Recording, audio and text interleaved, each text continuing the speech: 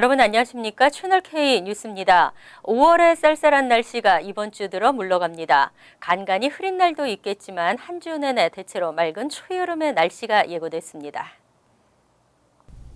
연방기상청은 23일부터 메모리데이 연휴인 30일까지 낮 최고 기온이 화씨 80도를 웃돌 것이라고 예보했습니다. 오늘 뉴욕시는 맑은 날씨에 낮 최고 기온 화씨 73도, 섭씨 23도, 최저 기온은 화씨 59도, 섭씨 15도를 기록하며 따뜻한 날씨를 보였습니다. 내일인 24일은 소나기가 내린 후 낮 최고 기온 71도, 최저 기온은 58도가 예상됩니다. 이후 25일 낮 기온은 82도까지 오르겠고 이날 최저 기온도 63도가 될 것으로 전망되고 있습니다. 메모리얼데이 연휴인 28일에서 30일까지는 비 소식 없이 맑은 날씨가 이어지겠습니다. 기상청은 낮 최고 기온이 80도 이상, 최저 기온 역시 60도 이상을 유지할 것으로 예측했습니다. 지난 주말 뉴저지에서 현대자동차 시승회가 진행됐습니다. 시승 행사에 참가한 한인들 대부분이 생각했던 것보다 훨씬 좋은 성능에 놀랐다는 반응을 보였습니다. 정세진 기자가 보도합니다. 뉴저지 한남체인에 마련된 현대자동차 시승 행사장. 주말 쇼핑을 위해 마트를 찾은 고객들의 발길이 이어집니다. 이번 행사에 나선 차량은 최근 현대자동차 판매를 이끌고 있는 소형 SUV 투싼과 최고급 안전사양을 탑재하고 새롭게 출시된 2017년형 엘란트라가 준비됐습니다. 저희가 이제 엘란트라라는 2017년 엘란트라하고 2016년형 투싼이 이제 신차 출시가 됐기 때문에 이제 소비자분들한테 이제 신차 출시된 걸 이제 소개도 해드리고, 그다음에 여태까지 현대자동차 경험이 없으신 분들한테 좀 한번 경험을 해보시고 저희 차에 대해서 이제 장단점을 좀 말씀을 해주셨으면은 저희가 앞으로 더 발전하는 데 도움이 되니까 이제 이런 행사를 하고 있습니다. 소형차에서는 찾아보기 힘든 스마트 크루즈 컨트롤과 에어백이 작동하며 대형 사고 시 자동으로 911에 연락되는 첨단 편의 장비들이 눈길을 끕니다. 차가 훨씬 더 다이나믹. 이 차 뭐 안전사양 중에서 이제 블루링크 시스템이라는 게 있어가지고요. 이제 어머니 만약에 또 운전을 하시다가 사고가 날 수 있잖아요. 운전하시다가 이제 사고가 났었을 때는 만약에 에어백이 터지는 이제 큰 사고가 나잖아요. 근데 만약에 911이나 아니면 뭐 경찰에 신고하거나 이게 리포트가 안 들어가면은 차가 자동으로 알아서 자기가 그냥 911에 신고를 해요. 시승 행사에 참가한 대부분의 한인들이 현대차가 좋아졌다는 말은 많이 들었지만 직접 운전을 해보고 생각보다 훨씬 좋아졌다는 반응입니다. 글쎄 처음에는 한국차의 이미지가 좀 틀렸었는데 오늘 시승을 해보니까 많이 좋아진 것 같아요. 나중에 다시 한번 살 것도 고려해요? 예, 저 아이들 차 구입할 때 생각해 보려고요. 현대자동차 전국 시승 행사는 지난 4월 말부터 미국 LA에서 시작해 댈러스, 휴스턴, 워싱턴 DC를 거쳐 이번에는 뉴저지에서 개최되었습니다. 다음 주부터는 다시 샌프란시스코를 거쳐 LA 지역에서 행사를 이어나갈 예정입니다. 채널K 뉴스 정세진입니다. 민승기 전 뉴욕 한인 회장의 공금 횡령 여부에 관심이 모아지고 있습니다. 한인회관 장기리스 임대료 선수금 중 일부를 개인 계좌로 이체한 것으로 밝혀졌습니다. 22일 익명을 요구한 복수의 뉴욕 한인회 관계자는 맨해튼 검찰이 지난 19일 김민선 뉴욕 한인 회장과 김광수 JD 김 부회장을 만난 자리에서 민승기 전 회장이 회관 장기리스 임대료 선수금 일부를 개인 계좌로 이체했다고 밝혔다고 전했습니다. 관계자에 따르면 검찰은 관련 계좌 내역을 조사하던 중 민 씨가 부동산 업체 이스트앤 캐피탈과 한인회관 99년 리스 계약을 하면서 받은 25만 달러 가운데 8만 달러를 민 씨의 개인 계좌로 이체한 것을 확인한 것으로 나타났습니다. 민 씨는 앞서 지난 3월 기자회견에서 25만 달러를 계약서를 공증한 서호진 변호사 계좌로 입금했고 17만 달러는 회장 소송 비용으로 8만 달러는 한인회 운영 비용으로 썼다고 주장한 바 있습니다. 검찰은 민 씨의 개인 계좌가 있는 은행으로부터 계좌 내역을 넘겨받아 민 씨가 선수금을 개인적으로 사용한 정황이 포착되는 대로 민 씨와 측근들을 소환해 수사할 계획으로 전해졌습니다. 이민개혁 행정명령에 대한 위헌소송 심리에 착수한 연방대법원이 불체청년 추방유예 수혜자 명단 제출을 요구했습니다. 수혜자의 개인정보는 공개되지 않을 것이라고 밝혔지만 반이민에 악용될까 우려되고 있습니다. 지난해 텍사스 등 26개 주정부가 제기한 이민개혁 행정명령 시행 중지 청구 소송에서 원고 승소 판결을 내렸던 연방법원 텍사스 남부지법의 앤드류 헤이넌 판사가 법무부에 불법 체류 청년 추방유예 수혜자의 명단을 제출하라고 요구했습니다. 헤이넌 판사는 법무부에 2014년 11월 20일부터 2015년 3월 3일까지 3년 연장 승인을 받았던 10만 8천여 명 가량의 명단을 6월 10일까지 제출하라고 명령했습니다. 리스트에는 이름과 주소, 모든 연락 정보와 연장 승인을 받은 날짜, 또 이민 기록에 있는 외국인 등록번호 등이 포함돼야 한다고 덧붙였습니다. 지난해 2월 헤이넌 판사는 추방유예 3년 연장이 포함된 행정명령에 대해 시행 중지 판결을 내렸지만 이후에도 이민서비스국과 국토안보부는 갱신 신청자에게 3년을 연장해 준 바 있습니다. 이에 따라 헤이넌 판사는 이번 명령을 내리고 다만 수혜자의 개인정보는 공개되지 않을 것이라고 밝혔습니다. 하지만 이 명단을 해당 주에도 보내라고 명령한 만큼 반이민 성향이 강한 주에서는 악용할 가능성도 배제할 수 없습니다. 이와 관련해 이민단체들은 강력 반발하며 대법원이 문제를 해결해야 한다고 강조했습니다. 빌 드블라지오 뉴욕시장이 허드슨사에 특혜를 주었는지 여부에 수사가 진행되고 있습니다. 시장실 측은 정당한 절차에 의한 것이라고 강조했습니다. 뉴욕포스트 보도에 따르면 검찰은 드블라지오 시장의 친구인 데이비 크레머가 운영하는 허드슨사가 브루클린 하이츠 도서관 재개발권을 따낸 것과 관련해 당시 입찰에 참여했던 업체 중 일부에 소환장을 보냈습니다. 크레이머는 일단 1차 소환 대상에서 제외됐습니다. 이번 수사의 초점은 허드슨사가 경쟁 업체에 비해 최대 600만 달러나 적은 금액을 써내고도 재개발권을 획득한 배경에 부당한 압력 행사가 있었는지 여부입니다. 허드슨사는 또 서민아파트 공급과 관련해 해당 부지에서 2마일가량 떨어진 곳에 별도 건물을 짓겠다고 하는 등 다른 업체에 비해 좋은 점수를 받기 어려운 상황이었습니다. 한편 뉴욕포스트는 크레이머가 드블라지오 시장의 오랜 친구로 지난 2007년 이후 선거 자금으로 $9,125를 기부하기도 했다고 전했습니다. 드블라지오는 이 가운데 $6,325를 돌려주었지만 이유는 밝히지 않았습니다. 이외에도 드블라지오는 허드슨사 직원들 명의로 $4,850를 받은 것으로 드러났습니다. 이에 대해 시장실 대변인은 도서관 재개발권 입찰은 정당한 절차를 통해 이루어졌다고 주장하고 있습니다. 보안 수속 대기 시간이 길어지면서 공항 이용객들의 불만이 거세지고 있습니다. 연방항공청은 올여름 전국 공항에 보안 수색 요원을 대폭 확충하기로 했습니다. 19일 찰스 슈머 연방상원 의원은 연방교통항공청이 5월 말부터 9월 사이 전국 공항에 보안 수색 요원을 추가로 투입할 예정이라고 밝혔습니다. 전국 공항에 총 768명의 보안 수색 요원이 추가로 투입될 예정으로 뉴욕의 JFK 공항과 라과디아 공항, 뉴저지 뉴아크 공항에는 각각 72명씩 총 216명이 추가로 배치됩니다. 최근 뉴욕 일원 공항에서는 보안 수색 대기 시간이 너무 길다는 지적이 거세게 나왔습니다. 이에 뉴욕 뉴저지 항만청은 지난 10일 연방교통항공청에 대기 시간을 단축하지 않으면 민간 보안 수색 업체로 서비스를 전격 교체할 것이라고 경고한 바 있습니다. 그동안 교통항공청은 연방정부의 지원금 삭감에 따라 예산 부족에 시달려 왔지만 최근 연방의회가 지원금 $3,400만 배정을 승인하면서 인력 충원이 가능해졌습니다. 교통항공청은 총 지원금 가운데 절반 이상에 이르는 $2,600만 공항 요원들의 근무 시간을 늘리고 파타임 인력을 늘리는 데 투입할 예정이라고 밝혔습니다. 전국의 지카 바이러스 양성 반응을 보인 임산부가 157명으로 조사됐습니다. 하지만 미국령까지 합치면 모두 300여 명에 육박하고 있는 것으로 나타났습니다.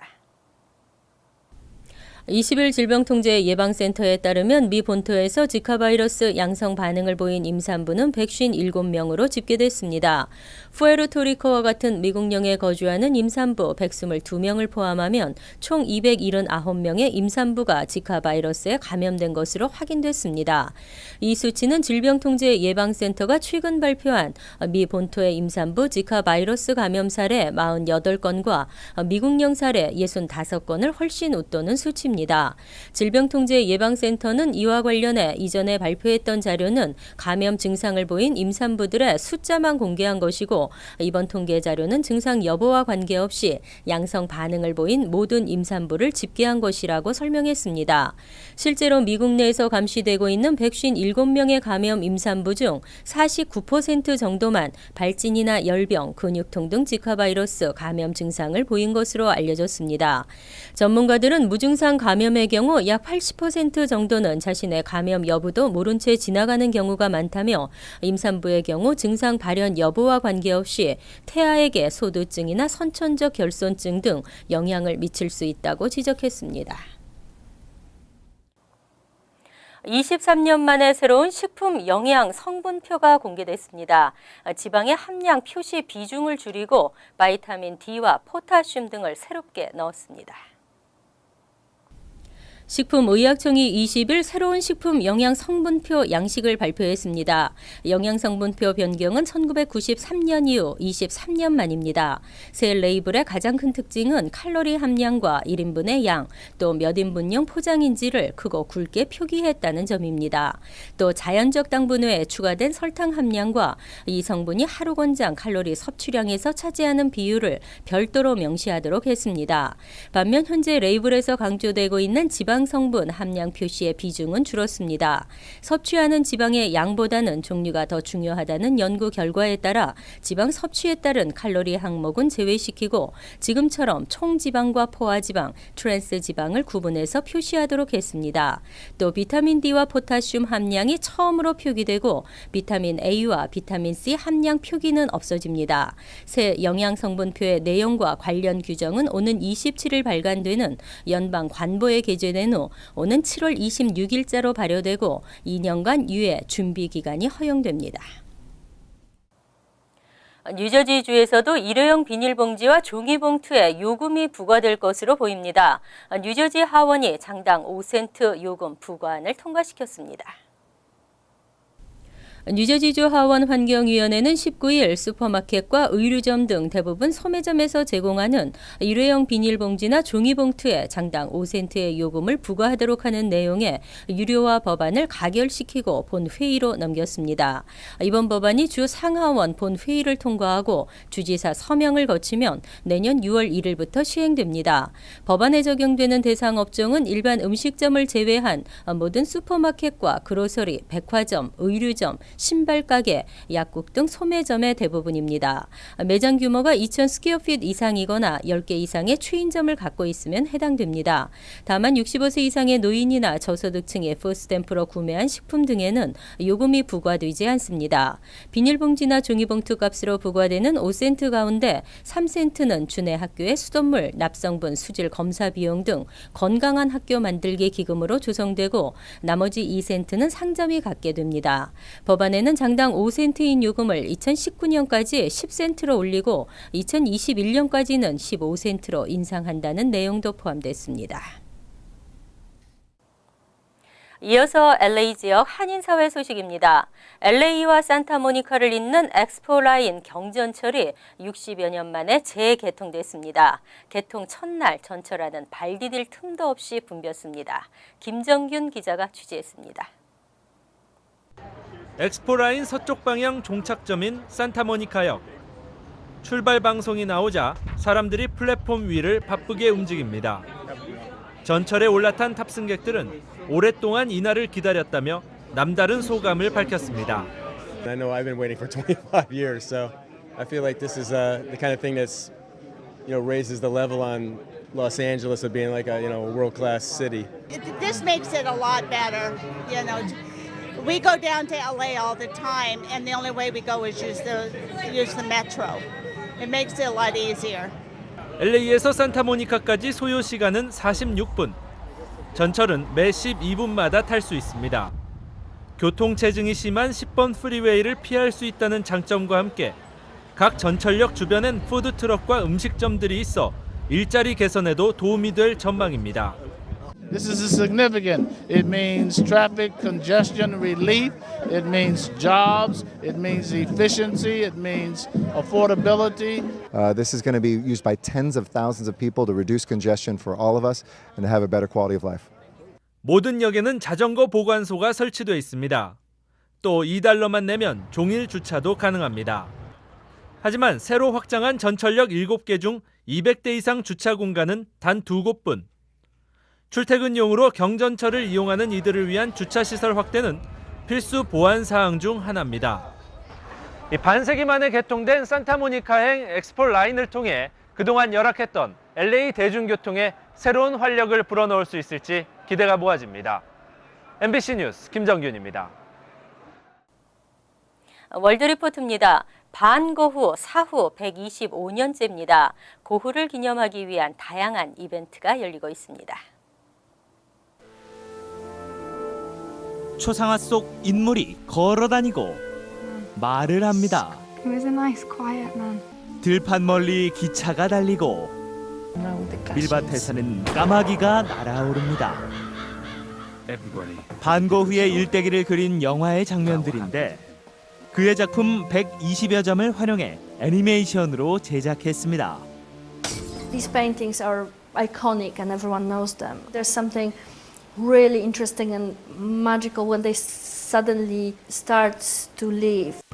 감독은 이 영화를 위해 전 세계 화가 40여 명을 폴란드의 스튜디오로 초청했습니다.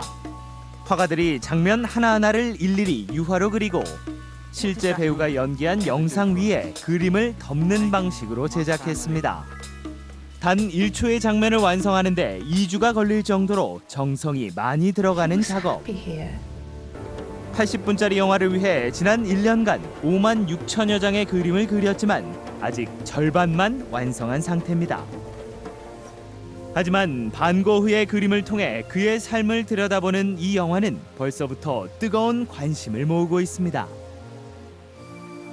대만의 한 공원에는 반고흐의 대표 작품 별이 빛나는 밤이 그려졌습니다. 재료는 400만 개의 페트병. 색색의 페트병을 이용해 반고흐의 독특한 화풍을 재현했습니다. 那我们刚好想说借由环保就是环保然后以保特瓶这个地景做一个艺术让大家对回收资源回收有一个不同一样 완성된 작품도 멋지지만 페트병으로 그림을 만들어 나가는 과정 자체도 큰 볼거리였습니다. 하지만 400만 개나 되는 성한 페트병을 구하기가 생각보다 쉽지 않았고 특히 작품의 주요 색상인 파란색 페트병이 드물어 제작이 중단될 위기도 겪었습니다. We originally thought there should be a lot of PET bottles with blue labels, but this turned out to be wrong as many sports drinks actually have a green label. 이런 사연이 알려지자 전국 각지에서 재활용 페트병이 답지했고 고흐의 별이 빛나는 밤에는 13,000평에 달하는 면적에 새롭게 태어날 수 있었습니다. 간추린 소식입니다. 지난 20일 오후 3시쯤 백악관 경내에서 총격이 발생했습니다. 백악관 서쪽 진입로 검문소에서 30대 한 남성 용의자가 총기를 꺼내 들었고 비밀 경호국 요원들이 총기를 내려놓으라고 수차례 명령했으나 따르지 않았습니다. 이에 비밀 경호국의 한 요원이 용의자의 가슴을 향해 총을 발사했습니다. 워싱턴 포스트는 당국자들을 인용해 펜실베니아주 출신의 제시 올리비어라고 보도했습니다. 퀸즈 베이사이드 벤자민 카도조 고교에서 총기 협박 소동이 벌어졌습니다. 19일 누군가 카도조 고교 위협을 계획 중이라는 글이 소셜 네트워크 서비스를 통해 퍼지고 있다는 신고를 접수한 111 경찰서는 다음 날 오후까지 학교 수색 작업을 펼쳤지만 어떠한 위협도 발견할 수 없었습니다. 하지만 경찰은 위협글을 처음 게재한 학생에 대한 조사를 진행하고 있습니다. 전문직 취업 비자 발급을 우선 순위에 따라 하도록 하는 법안이 초당적으로 추진될 전망입니다. 둔데럴 아이사 의원과 조 로프그넨 의원은 지역과 기술 차이에 따라 적정 임금을 4등급으로 나누고 높은 등급에 우선 순위를 배정하는 것을 골자로 하는 법안을 추진하고 있습니다. H-1B 추첨 제도가 폐지되고 연봉이 더 높은 신청자에게 비자 발급 우선권을 주도록 했습니다. 뉴욕시 수도위원회가 수도요금 2.1% 인상안을 통과시킴으로써 7월 1일부터 인상된 수도요금이 적용됩니다. 단독주택의 경우 수도세는 월 1달러 20센트씩 올라 기존 연평균 1,055달러에서 1,078달러가 될 전망입니다. 하지만 이는 16년 이래 가장 낮은 수준의 인상폭입니다. 이 밖에 새 회계년도부터 원에서 3 패밀리 하우스를 소유한 집주인에게 연 183달러 상당의 크레딧이 제공됩니다. 환율과 증권 소식입니다.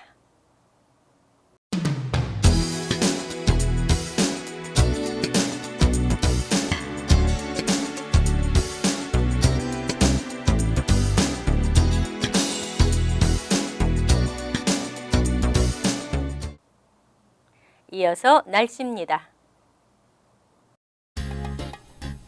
화요일은 오전 중 흐리고 한 차례 소나기가 내리겠고 차차 개이겠지만 오후에는 천둥과 번개를 동반한 소나기가 내릴 수 있습니다.